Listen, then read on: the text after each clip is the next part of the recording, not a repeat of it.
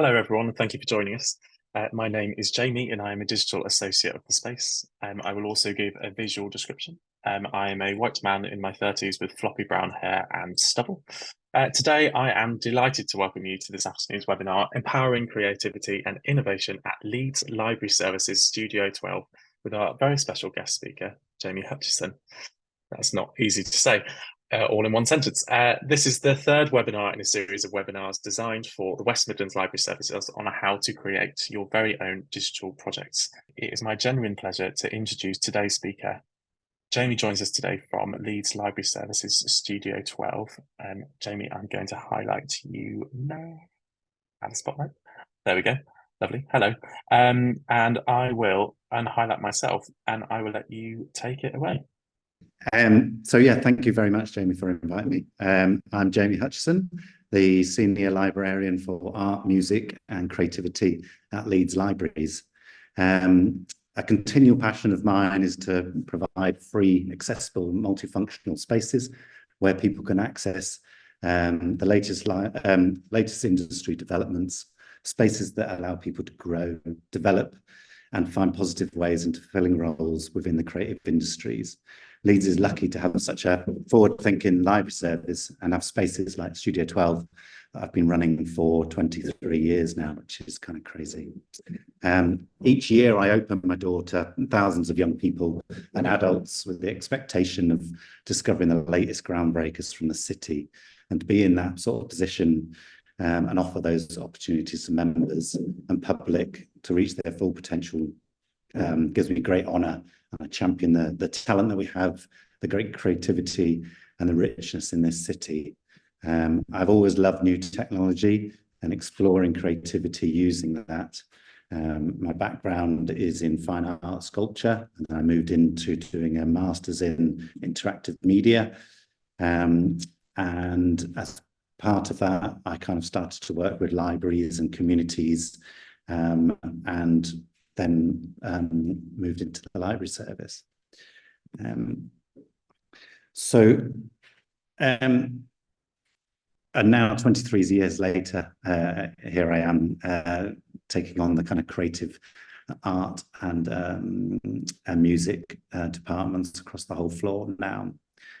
So whether it's in igniting the spark of curiosity in young minds through coding and robot workshops, or guiding parents and guardians through the complexities of the digital realm, we're dedicated to developing a new programme that caters for diverse needs of our community.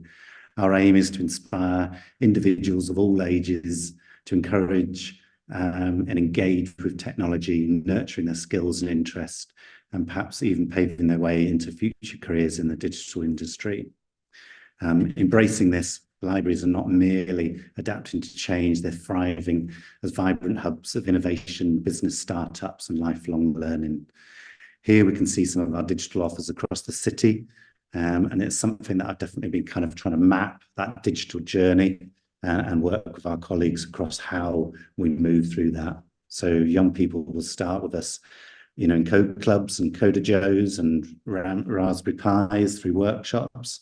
And then when you get to kind of 16, you can kind of move into Studio 12 to play with film, music and broadcasting production works. And then we have the drawing room and community creator spaces across the city for much older people. So I manage the arts floor, and across the arts floor, we provide spaces to engage with art, music and creativity. Spaces to perform, exhibit, learn and research, spaces to be entertained, meet, interact and play. Technically rich spaces like Studio 12 offering access to the latest software. Music library is currently being refurbed, and that's going to be introducing self-recording studios and compositing stations. Art library space, the drawing room, has electronic sewing machines, cutting machines, and we soon hope to digitalise our exhibition spaces with interactive projections and sound. I feel it's essential that libraries give access to software, hardware and specialist equipment that you couldn't afford at home, give people the right tools, the equipment, software, powerful computers, recording facilities, spaces to perform, showcase and celebrate their work, empowering communities to have a go, play, experiment, innovate, create and reach goals, grow in confidence, grow in their own abilities and their own excellence. And we aim to be that cultural cornerstone in communities. It's a real key kind of factor for us going forward.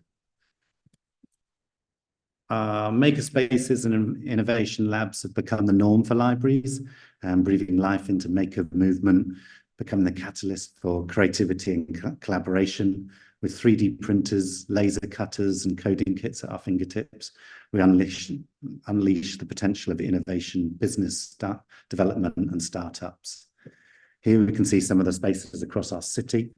Our outreach computer on the left-hand side, set up for coding clubs, the community Compton Maker Space there in the centre, our tech lab at the top, and Studio 12 in the central library. Going to try and do some tech. So let me just, oh, sorry.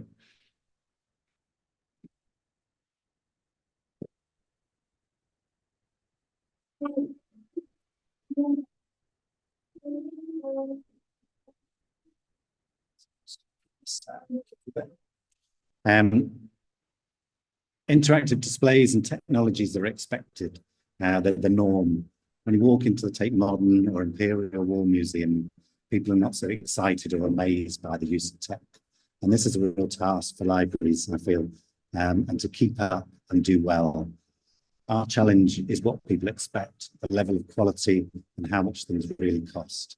How do we transform our signage into tools of exploration, our touch screens into immersive experiences, or our walls to showcase our collections? Can we use augmented reality and virtual reality to offer experiences that excite and inspire our audiences? How do we program these spaces with new materials?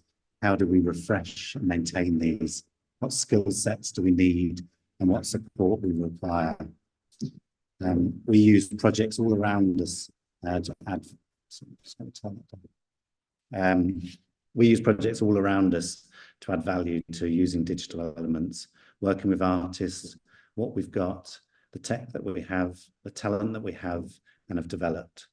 Looking for funding to update kit, working with partners to beg and borrow, reach out to university community outreach programs.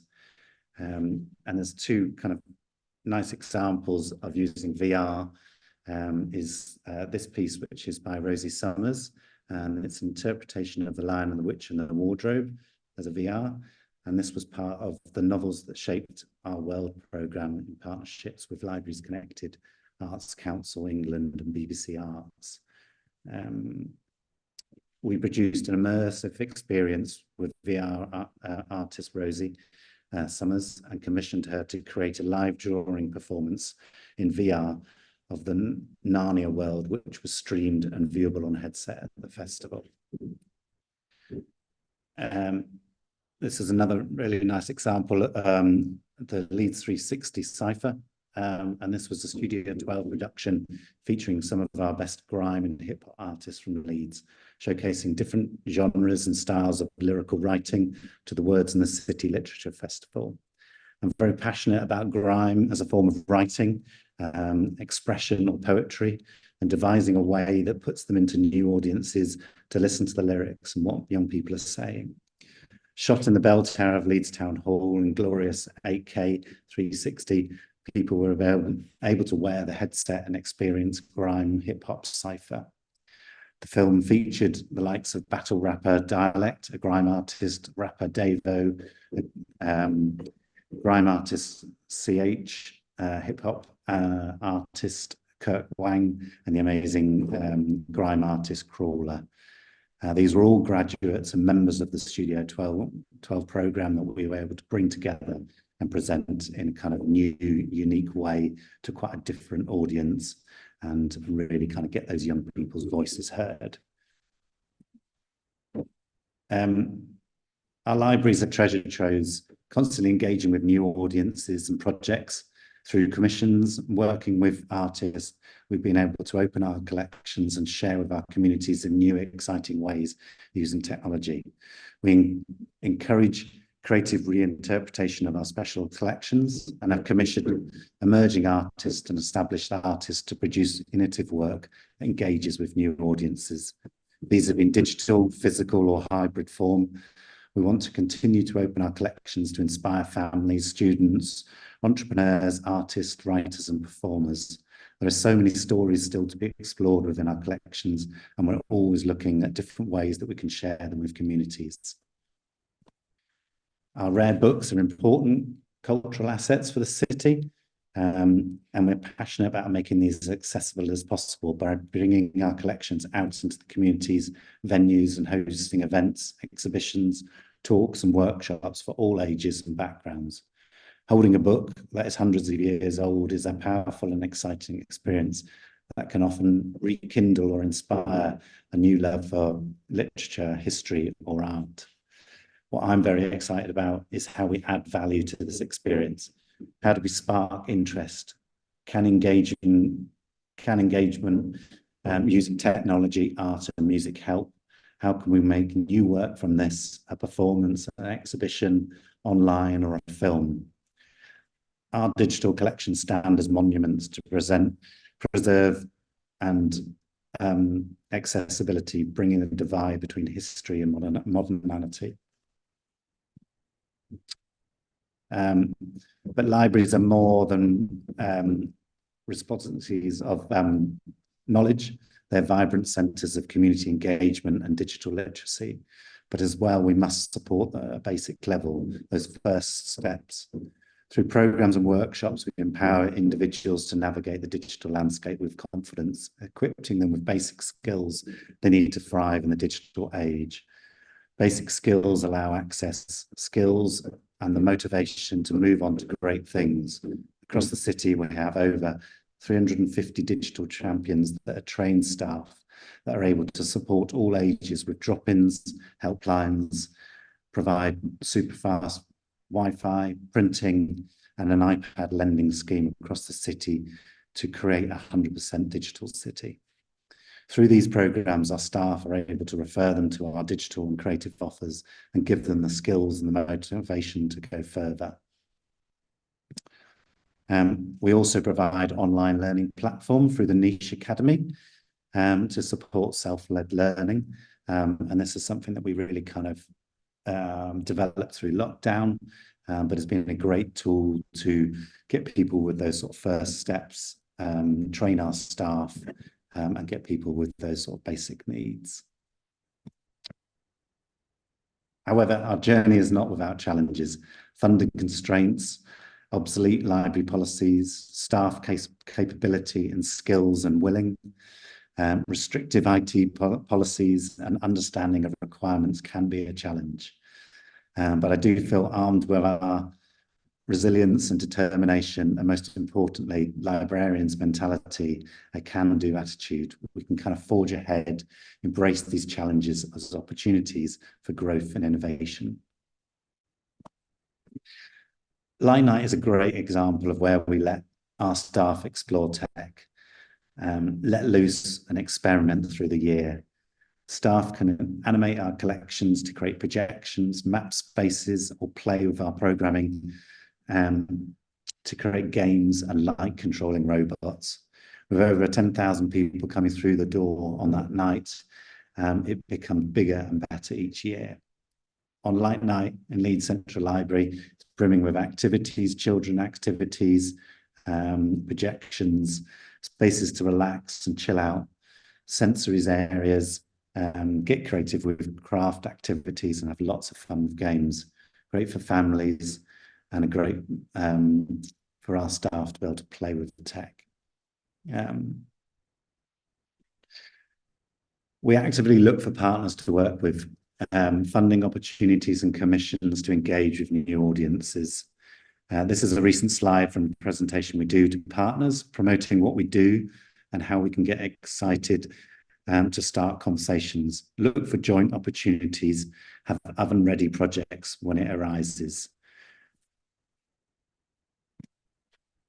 My vision at Leeds Library is to create a cultural floor that is the most comprehensive specialist provision of cultural resources and businesses startup in the region, providing people with access to the most incredible resource for the fastest growing economy, with the focus of being a cultural cornerstone in the city, providing free, accessible, multifunctional spaces that empower people to produce new work, reach personal goals and explore professional avenues. Spaces like the Art Library, which now stands as the largest and most comprehensive specialist public library in the north of England, with over 25,000 specialist items, collections to be inspired, spaces that are rich resources for teaching and learning.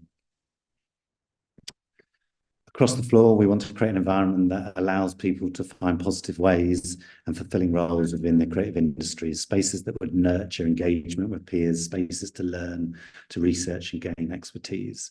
With spaces like the drawing room, our creative art studio in the heart of the art library, people are able to meet, learn and take part in a range of daily workshops in art, textile and design, with a main focus on well-being and bringing communities together.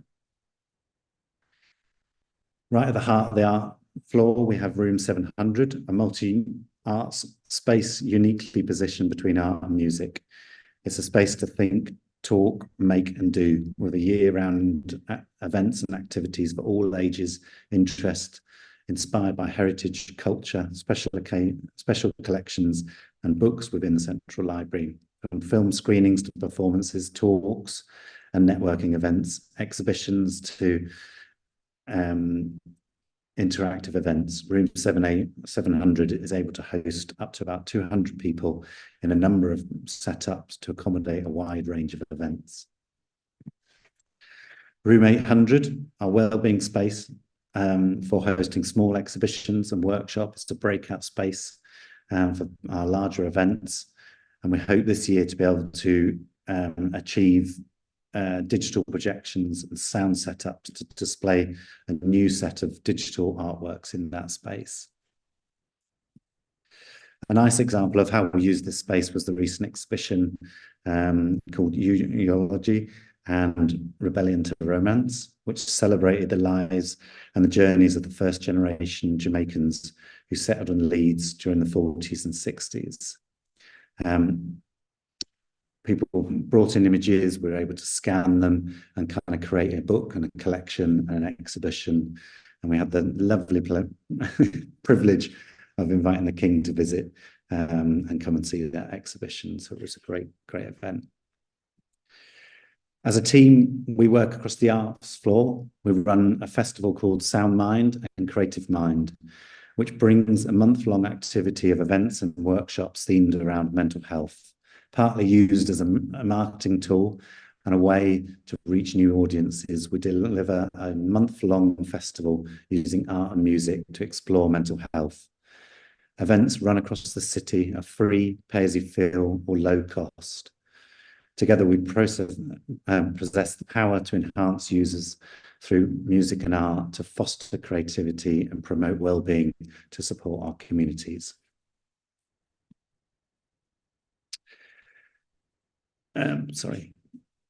A project I'm really passionate about and what brought me to libraries is a project called Studio12, our digital creative projects for 16 to 30-year-olds. Hopefully that works. Studio12, so this is a Leeds best kept secret. A lovely quote from Bianca, who we met when she was 16, a young girl wanting to break into the music industry, came to us wanting a space to record, as she couldn't afford the equipment and she was relying on expensive studio fees, people she didn't want to work with, and that was stifling her creativity. She came to us to learn how to record for herself, produce her own music, and as she grew, she wanted to learn how to do her marketing, take great photos, make videos, get funding to launch her EP and showcase her music on BBC Introducing.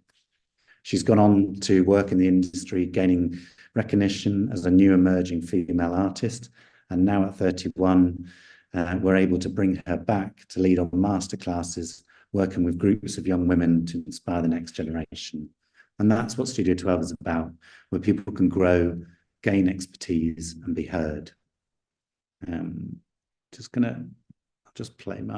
I'll play our show reel. Hopefully.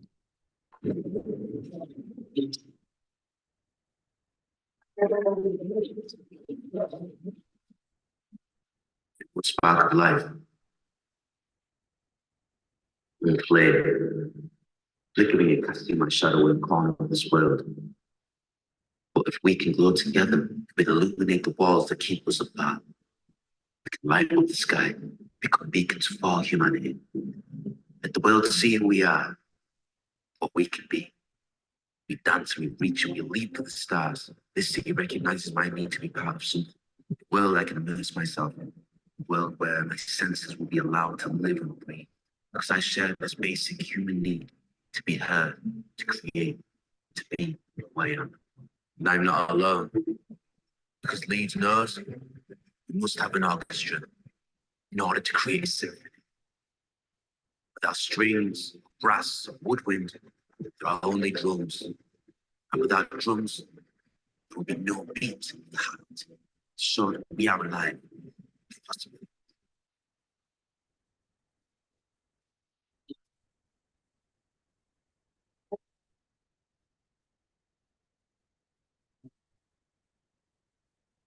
So, Studio 12 is an award-winning digital media initiative run by Leeds Library Service since 2003, invested in the creative talents of disadvantaged young people aged 16 to 30, living in Leeds and the surrounding areas, with a track record of working with thousands of young people each year, with a reputation of producing the next generation of media experts for industry and high-end projects. We strive to provide young people with a creative process to engage and include young people in producing new work. It provides free access to a production studio, training, and an industry panel of creative professionals that works closely with industry. It's a safe place.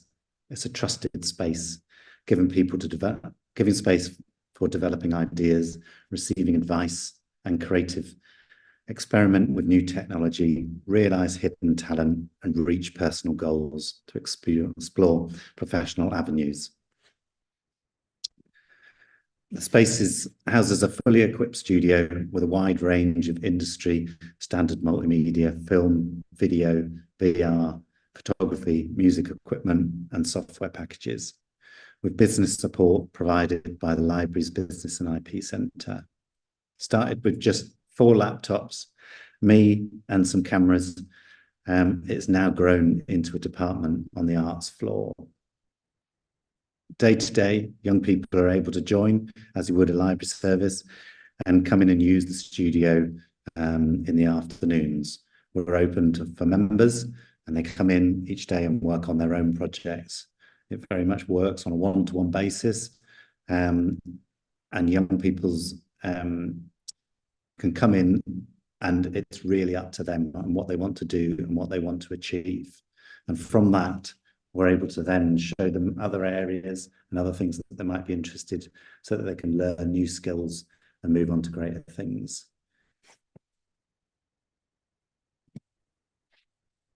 Our approach, our core aims haven't really changed since 2003. We still engage with diverse young people living in the most deprived areas of Leeds, create unique learning experiences with new technology and with non-digital resources, enabling young people to become producers of new media content, and empower young people to transfer and develop their skills into new environments and provide knowledge of everyday access. And this has kind of been true right the way through the whole service. Very much targeted to young people who are on the non-university route. Learning is led by them, what they want to achieve, and this works extremely well with disadvantaged young people. We can open their eyes of young people to new things. Music is often the start of an art form, and what an art form that people know. But from here, we can move them into marketing, video, and business development. Links with industry play a vital role in our next steps, our exit routes, and where our young people go. Linking back into education, placements, and providing mapping tools, giving access to industry in the area and across the country. Networking events and platforms are vital for our young people to be heard. Our Masterclass programme runs alongside of this, but this enables young members to take a valuable insight into industry and learn new skills. The programmes are developed by practitioners and artists and are a mix of sharing knowledge, learning new skills, and creating new work. These have included partnerships with local and national artists, including the British Library, BBC Radio, Channel 4, and most recently with The Space, where we showcased 4 films on the Sky Arts channel. These projects can be anything from a day workshop right the way through to a year-long project. And it always involves young people producing new work and kind of showcasing that work and putting them on a platform. I think that's really kind of key and vital in what we do. We've become a place that's highly respected as a place for talent, to discover diverse talent, diverse voices, with young people going on to achieve great things for the city. People are able to come to us and find that new artist, that new voice, that for projects, and that's been kind of really, really key for us to kind of be put into that position where people can come to us and find those kind of, you know, new voices. Channel 4 are all about new voices, and I think that's kind of quite key in a lot of the things that we do with our projects. So what I wanted to do was just talk about some of the Masterclass projects that we've done and how we've used artists to lead. Obviously, we're very established in what we kind of do, but these kind of achievable projects, I feel that other authorities can do and can kind of lead on. So by us working with artists to lead on projects and organisations working in partnership, these are something that you can kind of take away, I feel. So in response to the low levels of female membership at Studio 12, over the last 5 years, we've been actively tackling the imbalance in workshops, events, and promotional material. And this really led us to work with an organisation in Manchester called Brighter Sounds, with a project called Both Sides Now. Over 5 days, 9 emerging female artists work with the singer-songwriter Bianca Gerald, who we saw right at the beginning, with support from composer and producer Christine Gutierrez. The group wrote and produced original music exploring themes of female empowerment, artistic integrity and authenticity, asking what does it mean to be a female artist in 2019. The residency and the performance was delivered in partnership with Brighter Sounds as part of the Both Sides Now programme in response to low levels of female representation across the music industry. Participants were treated to industry visits from leading female professionals who shared insight into their careers and experiences of working in the music industry, including Emily Pilbeam from BBC Introducing, reggae artist Empress Amani, and Hannah Angus, the founder of Paramount Music. They performed work produced at the end of the week in a showcase here in room 700. It was attended by a diverse audience, including industry professionals, A&R companies, counsellors. In addition to being filmed and promoted online, the performance was a great treat. I was going to play one of the tracks, but my text just been a little bit funny. But one of our young people, Maddie Morris, she went on to, from this, was picked up by the A&R companies and the BBC and went on to win the BBC Radio 2 Young Folk Award. And I think that's really kind of key. What we try and do is give them an audience, give them a platform, and be that sort of professional space for young people to be heard, and then be picked up and go on to great things. And also in response to this project, I was appalled that only 2.1 producers in music were women. And working a lot with film, we wanted to create a programme that remixed our Writing Britain film programme. Over the 5 days, they worked with the award-winning Laura Rossi, music producer and sound designer, Christine Linteris, to compose 3 films, which were showcased at Leeds International Film Festival. And the young people talked about that process and the industry and where they wanted to go. And this was a great kind of workshop contained. It was a sort of safe space for them to explore that and explore that industry. Not everybody wants to be the front, the person on the stage singing and be the artist. There's a lot of composers, a lot of people coming out of university with music degrees, and where do they go? How do they take that first step? And all these young people are now still working within the film industry and doing music for film and TV, which is great. Words First was a partnership between BBC Radio 1, 1 Extra and Roundhouse. And this was a project to find the hottest and the freshest spoken word talent across the country. Studio12 were chosen to host the workshops and masterclasses in Leeds. 62 young people applied from the region, so having that kind of BBC link suddenly gave us a whole new audience, and 13 young people were selected to attend the workshop. It was a week-long workshop covering spoken word and performances, and led by Khadija Imbrahan and Testament, who are amazing spoken artists. Visiting artists included Zodwa and DJ Target from 1 Extra. And the week resulted in 13 young people performing their spoken word to a live audience, and also broadcast on 1 Extra.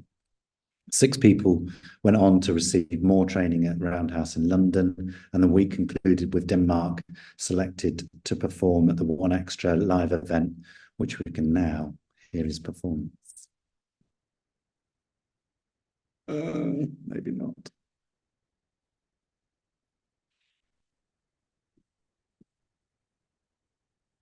Or we're not able to hear his performance, sorry. It's available on our website, but it's an amazing performance of him standing on the Radio 1 live arena tour, and he riled the audience. But Denmark went on to use that poem as part of the Channel 4 bid that we did. And he's an amazing artist. So when the British Art Show came to Leeds, we were asked to produce the takeover of the night of the launch of the exhibition. And we worked with a spoken word artist to create a performance, working with a group of young women called the Together Women. This was done as a flash mob style with different performances in rooms and artworks that came together to create a flag that we can see on the left-hand side.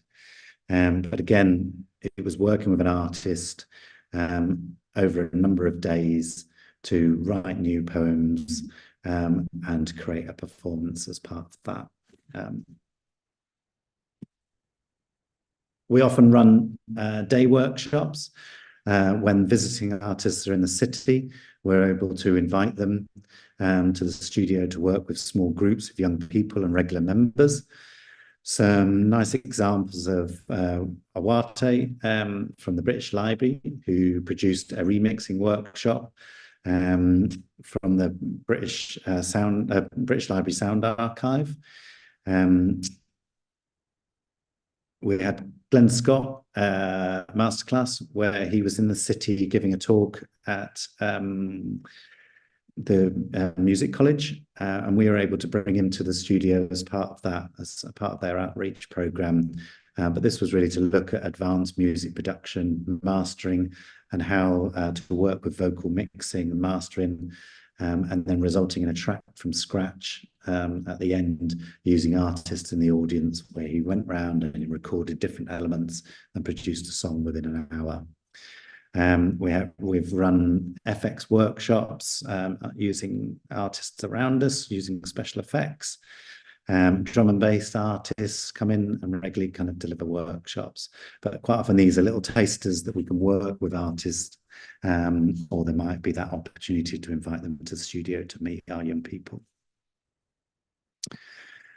Another kind of just going into the details. So when DJ Target from One Extra, he came to the studio as part of his outreach sessions, and he brought along Austin DeBall, who does the playlist for Radio 1, and Alan Raw, who does BBC Introducing, and they visited the studio.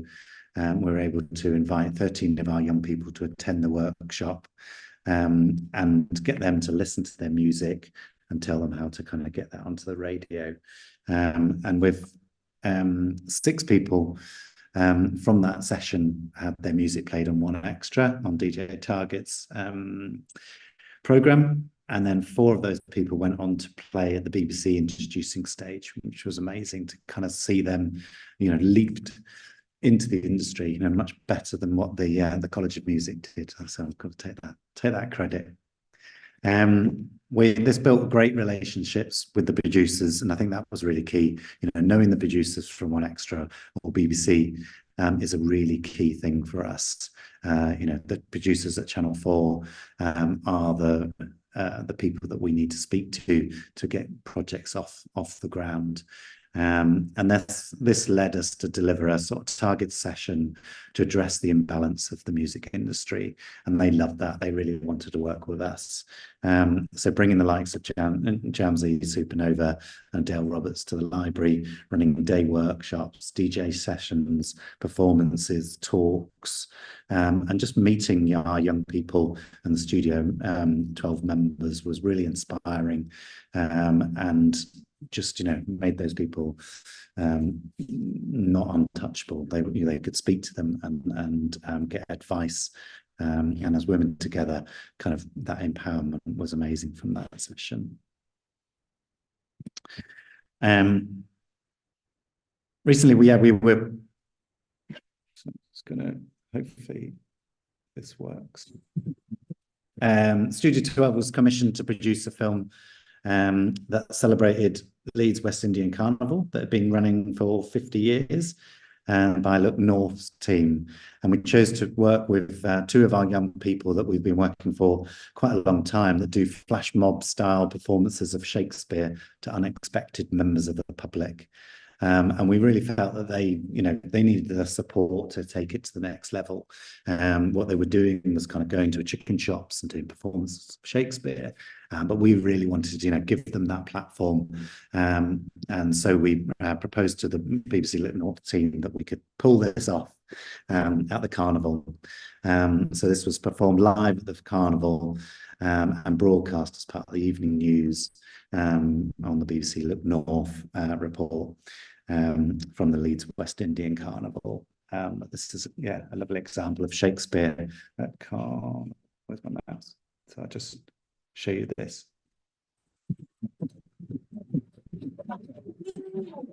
Welcome, gentlemen, ladies that have their toes. Which of you all, unplayed with funds, would like to dance with me?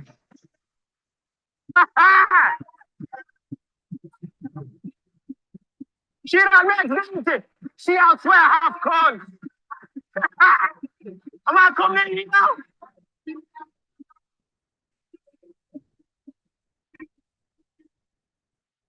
Welcome, gentlemen. I am feeling that I could whisper one of eyes and could tell a whispering tale in a fair lady's ear, such as would please. It's gone. It's gone. It's gone. Musician, play. No, sir. Oh, give room, give room. And foot it, girls. Come on, light your name. Turn the tables up. Quench the fire. The room is growing too hot.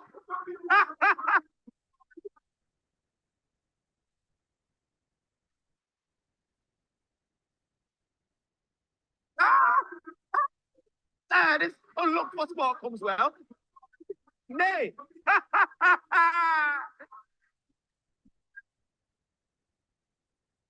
Good and Capulet. Aye. For you and I are past our dancing days. How long is since last yourself and I wore a mask? Right, about no, I ain't just yeah? See. And I reach out. And I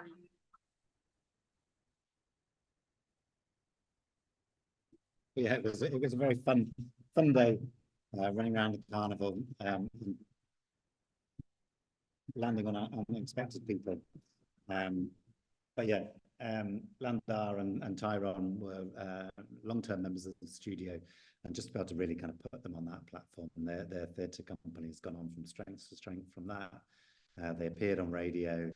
And it just, yeah, it really kind of put them on that platform. We opened that door to the industry, and that's kind of what we're really kind of key, and you know what libraries are really good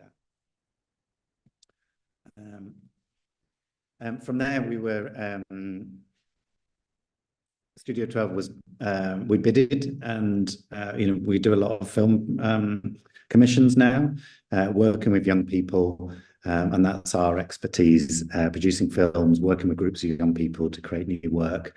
And we bidded to produce the film commission for the European Capital of Culture, which unfortunately Brexit happened halfway through that, and the film was kind of half built, but later was adapted for the Channel 4 bid film. And it worked with over 200 of our young people. It was directed by one of our long-term members, Rob Pritchard. And each segment of the film was produced by aspiring producers from the studio. It was a powerful film that won the hearts of the commissioners, but most importantly, live commissions like this give us great opportunities for our young people to gain expertise working in the industry, put them on a platform like no other.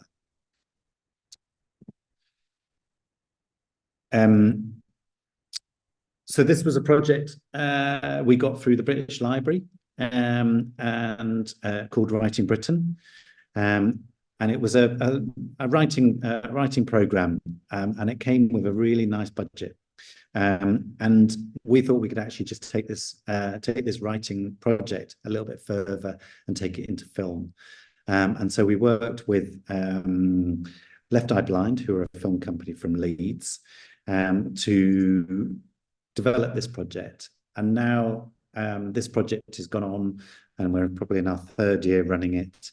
But it's a project that's written from the heart. Writing Britain is a short film initiative produced by Studio12 that celebrates a collection of films addressing people's sense of place, where people are from. Written and performed by young people with the support and direction of professional filmmakers. Writing Britain aims to provide a platform for new talent to be screened. So this project really is about, we give them, invite young writers, whether they're rappers, musicians, poets, to come in and propose a film that they want to produce. They have 2 weeks to go out and write it and film it, and then they submit it to us. And then what we do is we then assign producers and a budget to be able to go out and make those films. So shot on cinematic cameras, potentially, you know, underwater and on fire, these films provide a cinematic perspective of new words written by young people, young writers. Writing Britain highlights the investment in how young people can result in new, informative, reflective, and exceptional ideas for film.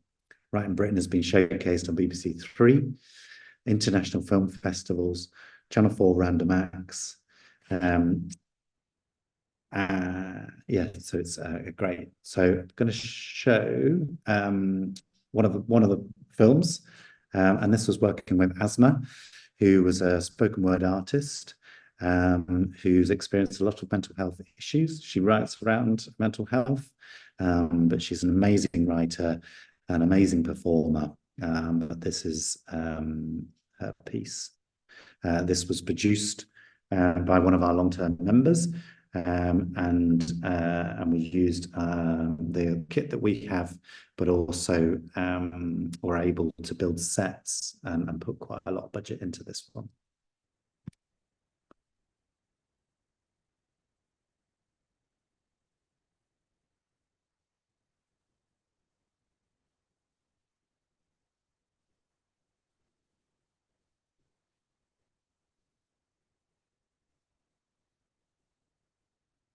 I don't know why I feel the way I do, why the future seems so scary, why my heart races the moment I wake up. I can't do this.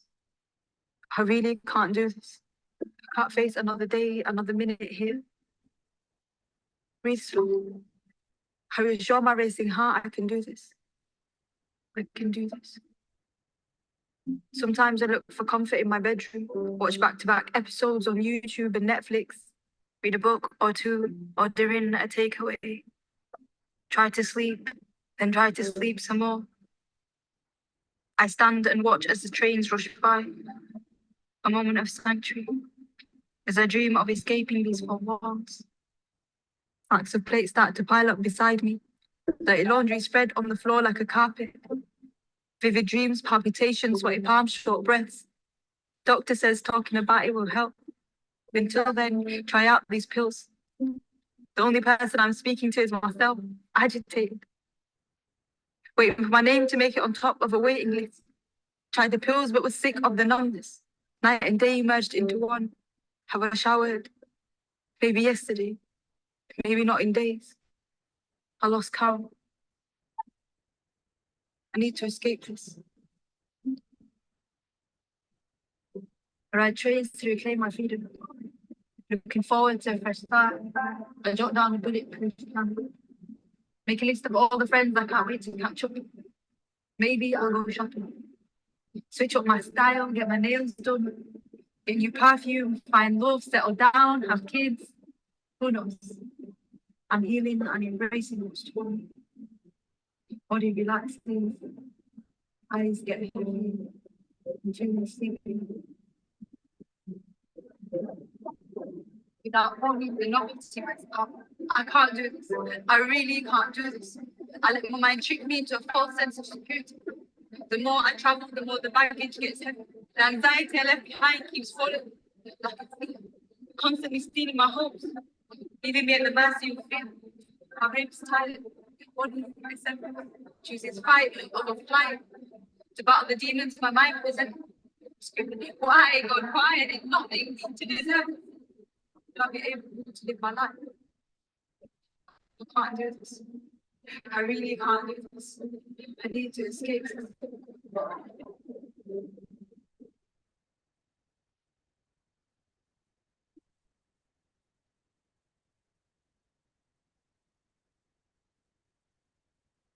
I don't know why I feel the way I do. Why the future seems so scary.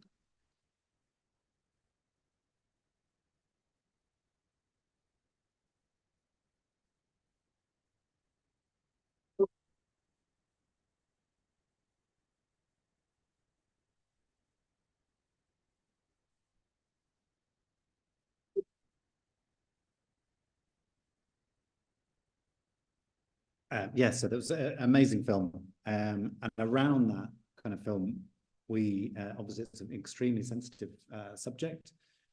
So we worked with a mental health film company called Mojo Films that supported Asma through that whole process, and we were able to use the council services to work with Asma, but also it ended up being shown at Scotland's Mental Health Film Festival.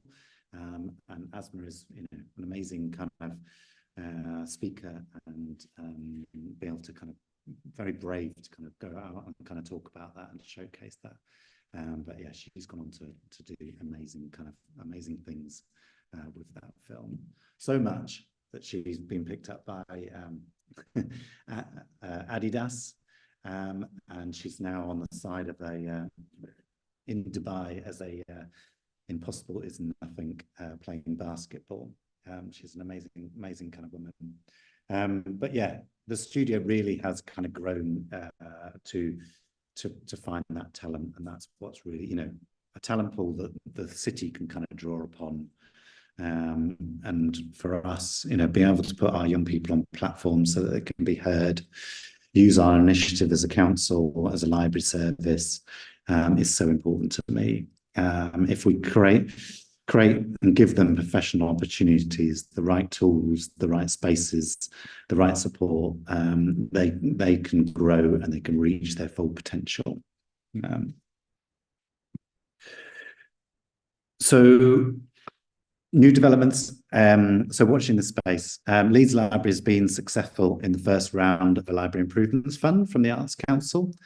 The first stage will be to develop the music library to support it becoming the largest comprehensive specialist music library in England. We hold the largest set lending service in the country, and this plan will allow us to provide spaces to listen to music, record music, access software and hardware, give access to music instruments, and networking events, and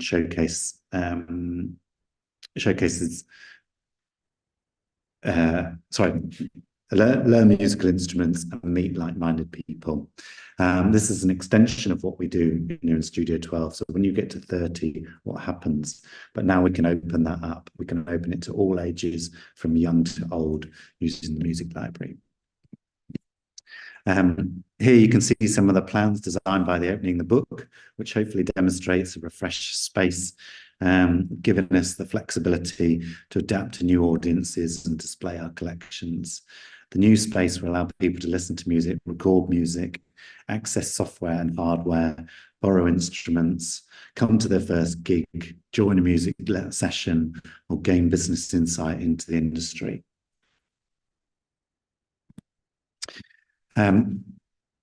It's quite a flexible space, but this expands the music service threefold. So we're taking up now over here on the left-hand side of that map, we're opening up our score collection. So it's a browsable collection, looking at ways that we can kind of open that up. And then we've got quite a flexible space as our music lounge, which has movable furniture that allows us to set up for different events. And this can be set up to seat audience of 25 to 50 people. And then we can break out into our city, into our room 700.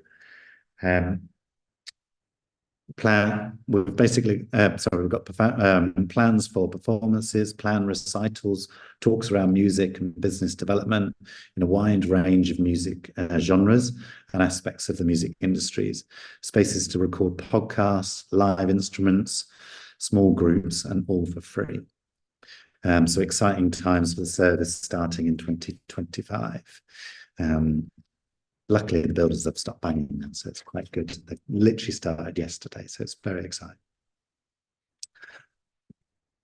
Thank you for listening, and please feel free to ask any questions. Amazing. Thank you, Jamie. Jamie, would you mind just stop sharing your screen and I'll put us both up on the spotlight? Give me 1 second. Add a spotlight on me. There we go. Amazing. Jamie, it is amazing to see what has been built over the last 23 years. Your work with young people is so inspiring, and long may it continue. Thank you. And it's great to see the plans going forward as well. It really is. I'm really interested to begin in kind of looking at the relationships that you've established with young people. And I know there are so many kind of smaller local libraries out there that with great ambition and want to start doing this work with young people. I wonder if you could talk about what you think the key building blocks are in establishing those relationships and kind of getting them into the libraries. Yeah, I mean, I suppose when we started Studio 12, it was kind of branded not like a library, and so a lot of the that was the kind of thing. But I think libraries now are much more. I'm not going to the library; it's an embarrassing place to go, and we were really targeting kind of disadvantaged young people. So libraries have really become that place where young people go to explore that space. So I think it's exciting times for libraries. Sorry, I've forgotten the question now. um, The building blocks of establishing relationships with young people and kind of getting them in to libraries. yeah. So that trusted space is really key. That support, which we're all really good at. If we don't know, we can kind of try and find out. And I think that's what people love.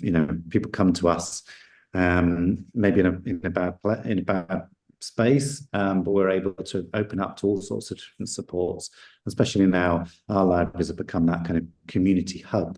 Where they can, sort out all their housing things and all their things, and then they can discover spaces like the studio or spaces like the music library or our drawing rooms. They can explore different groups. We've got writers groups, we've got performance groups, and I think that's really key. But for us, it's been about being open, being safe, and treating them as professionals. I think is really kind of key for us and how we work with that. People come to us and we sit down and we listen and we work out what they want to do and what they want to achieve by coming to the library or Studio 12, and then we work out their own learning plan or their route through the library and what they want to do. We can move them up to business and IP, we can trace their family history, we can pull out images, we can expose them to all sorts of things. And I think that's the exciting thing. It's not a college, we're not bound by set times or fees or money. It's exciting times for libraries, I think. Amazing. And almost on a flip side, but very similar. I'm interested in establishing relationships with the kind of the artists and the producers and the production companies you work with. Again, thinking about library services in the West Midlands that are slightly smaller, but still have the great ambition there. I wonder what is that process? If you were thinking, I really want to work with X, what steps might you take to kind of start off that relationship? Yeah, the drawing rooms are really, a thriving activity. There's generally an activity every day. We invite different artists through the week to work with us, and that's, I think, is going to be a model that we're going to run across the floor. So we run a session. It can be a pay-as-you-feel or a paid sort of workshop to test out artists and see if they're kind of good and to work with. And then we kind of can roll them out into the bigger exhibitions or the bigger festivals like Sound Mind and Creative Mind. And this has been a good way of doing that. Working with our young people, working with poets, and exploring different kind of artists. Working with organizations is a really kind of key thing to do. There's a lot of organizations that are doing stuff really well, but they need space. They need support to do that. So finding a partner organization to work with, quite often bring that expertise of an artist, someone that they should work with, someone that they should have worked with in the past. And that's, kind of key. Our local artists are always looking to work and engage with young people and give stuff back. So reaching out locally as well is kind of really key. But we've also been putting things out to tender. We've expressions of interest to for artists to take over our foyer, which we did for fantasy, and that was amazing. We put that out and we had hundreds of artists coming to us with lots of proposals and ideas. So that's been really good. And sometimes those artists aren't right for the project, but they might be right for something else that you've got in mind. And I'm really keen to have lots of ideas and things that we want to do. Pulling it back to our collections is a kind of a real kind of key thing, showcasing what we've got, and then getting artists to respond to that. Karina, thank you for your question as well. Jamie, could you talk about how you have developed and worked with partners to help them understand the full breadth of services and offers when they might not see that libraries potentially have any role in their industry? Did you early on, did you kind of get any resistance to kind of bringing production companies into the libraries? And how do you kind of get nervous staff that feel involved? I realise there's 3 questions in there, so maybe let's go for the first one. So kind of how have you developed and worked with partners to help them understand the breadth of the kind of the service that the library offers to begin? It's always a challenge because we do everything. Yes. But going out and meeting people, going to network events, and really kind of championing what we do and the talent that we have. I mean, luckily we've got quite a long track record, and we can talk about things that we've developed and people that we've worked with. But yeah, again, partnership working and working with big nationwide projects is really key. We're doing a lot around health and well-being, and libraries can be, really, really good partners for that. So we've worked a lot with NHS, which can draw down funding and kind of turn into different kind of exhibitions, things like our Creative Mind Festival or our Sound Mind Festival that explores mental health using art as ways to express is really kind of key. So finding those, what's the sort of buzzwords and what people want from the industry. Channel 4 really want diverse voices and diverse young people in all aspects. So we're very good at that. So we can go to them and talk to them about that as my hook into kind of getting them on board. Yeah, health has been amazing. Mental health and working with mental health charities. Libraries are really, really good. Getting people online and getting people digitally adapt, is really key on what libraries are doing, really. Sorry, yeah, I can't remember. No, that's fine. And I'm interested in terms of how you establish those relationships with those. Is it about going into spaces where those other industries might be and talking to them? Do you bring them to the library? Do you invite them? Like, what does that look like in terms of establishing actual relationships with people? Yeah, I think that might look like. I've got a lot of confidence to kind of go up and talk to the commissioner at Channel 4. No problem. I don't mind doing that sort of thing, and really kind of doing that. So, but having the confidence to talk about it and promote that, I think is really key. There's a lot of us in Leeds with film and TV, and we've been doing it quite a long time. We've worked quite a long time. We've got an amazing mapping tool, which has just literally mapped the whole city's creative industries. And by us doing that, we've actually created a sort of network. Libraries are that creating that tool that people can use really well. Yeah. But yes, building relationships, taking on commissions, working with artists has been really good. Yeah. Amazing.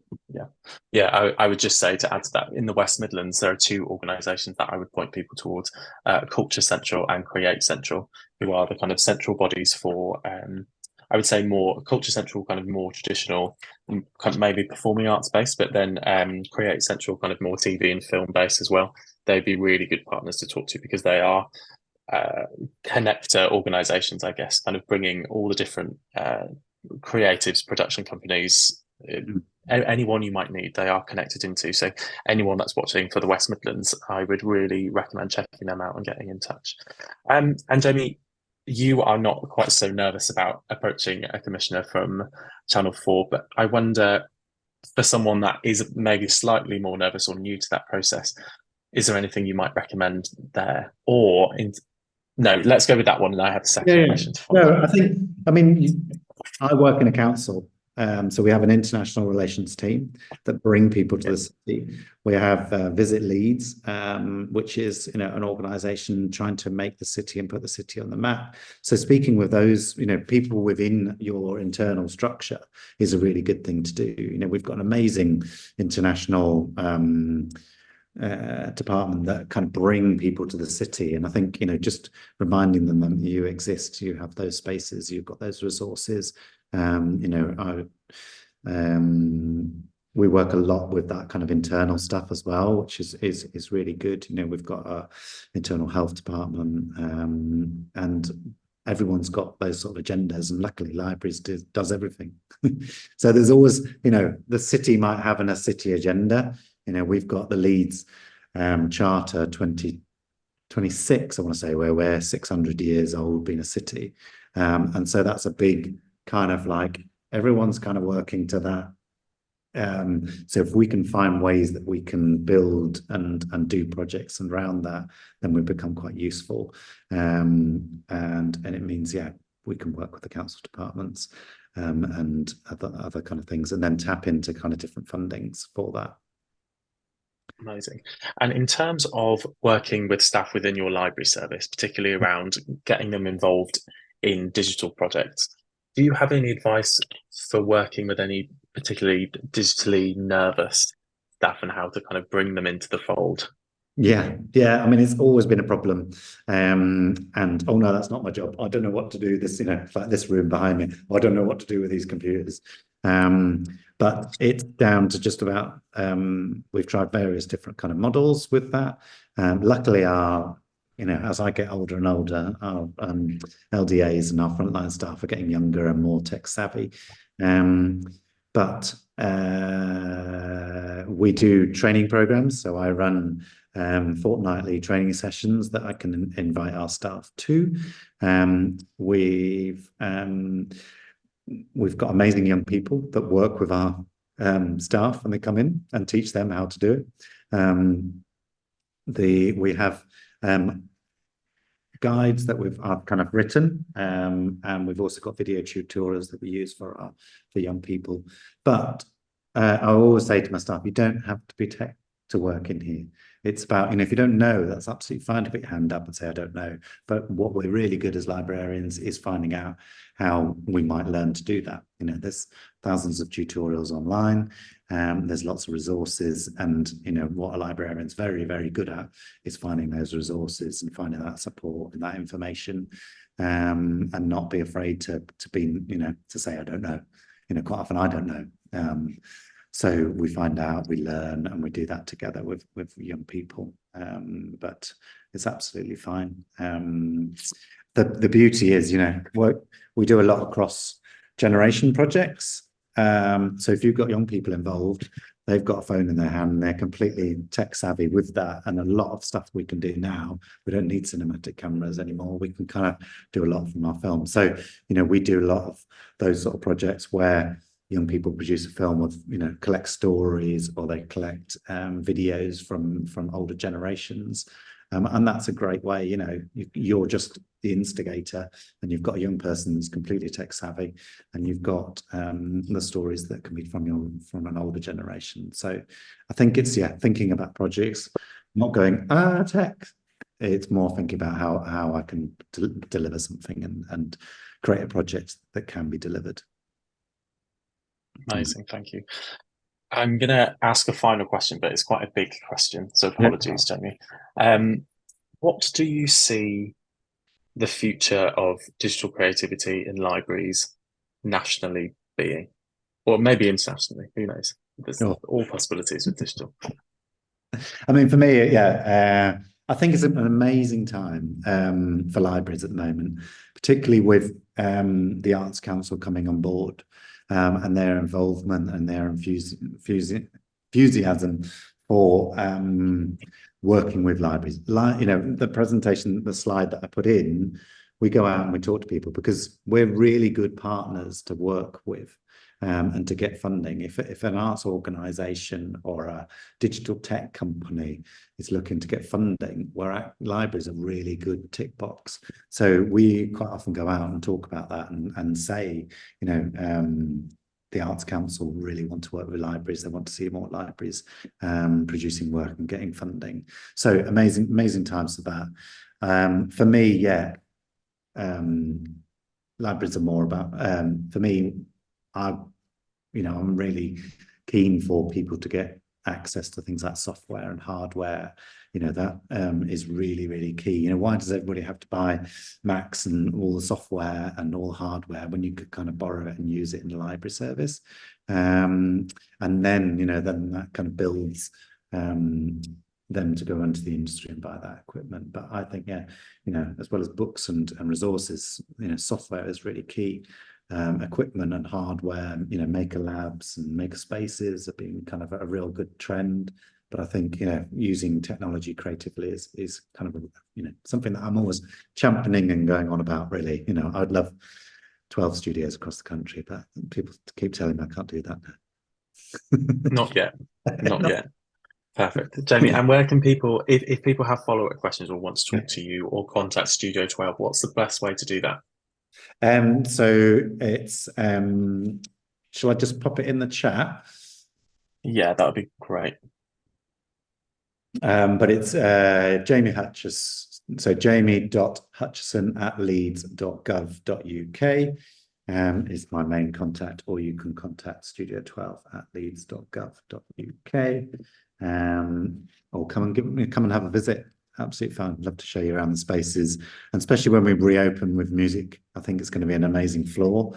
So hopefully by January, it'll be really interesting to see what a reimagined music library can be with recording spaces. I see it in Australia and I see it in Germany, but we don't have that many in England yet. So that kind of innovation is really key for me to going forward, and I hope to create a very interesting creative arts floor. So yeah, amazing. And that is the critical word, isn't it? Yet. We don't have it yet. We will. I wrote the bid in lockdown. It's one of them. And then it's now 2024. But anyway, builders are banging on the wall, so it's great. Perfect. Jamie, thank you so much.